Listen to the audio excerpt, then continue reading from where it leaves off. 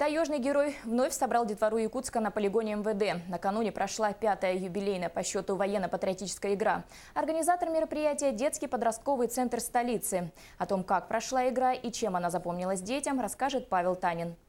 По традиции игру «Таежный герой» проводят в течение 2 дней. Участники акции ночуют в полевых условиях на полигоне МВД. В этом году традицию пришлось нарушить. Ночью обещали дождь, и, к слову, прогнозы синоптиков сбылись. Здоровье детей у нас в первую очередь. И, к сожалению, в этом году мы нарушаем традицию, но очень надеемся, что в следующем году он у нас пройдет и с ночевой, и даже может быть несколько дней. Праздник для детей все равно удался. 6 команд, сформированные городскими отделами полиции, из детей, попавших в трудную жизненную ситуацию, в первой половине дня приняли участие в мастер-классах. Ребята попробовали себя в брейк-дансе, рукопашном бою, футбольном фристайле и многом другом. Самое интересное ожидало после церемонии открытия. На полигоне развернули выставку российского вооружения. Гвоздем программы стало традиционное показательное выступление бойцов ОМОН и СОБР.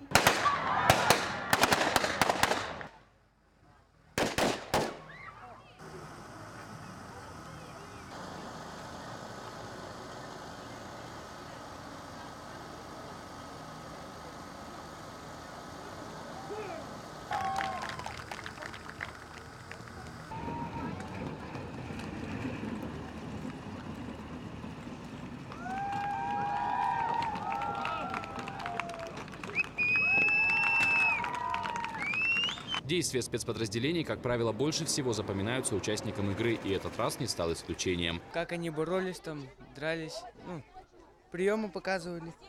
Понравилось, как СОБР выступает, и вот там как хип-хоп танцевали, и все.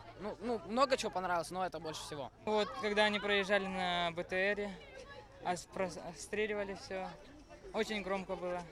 Завершением дня стала военизированная эстафета с полосой препятствий. Ну а по итогам всей игры 3-е место заняла команда автодорожного и Сайсарского округов, 2-е досталось сборной Гагаринского и Промышленного. Победителями игры «Таежный герой» стали ребята из Строительного и Губинского округов Якутска. Павел Танин, Илья Жараев, МВК Саха, Якутск.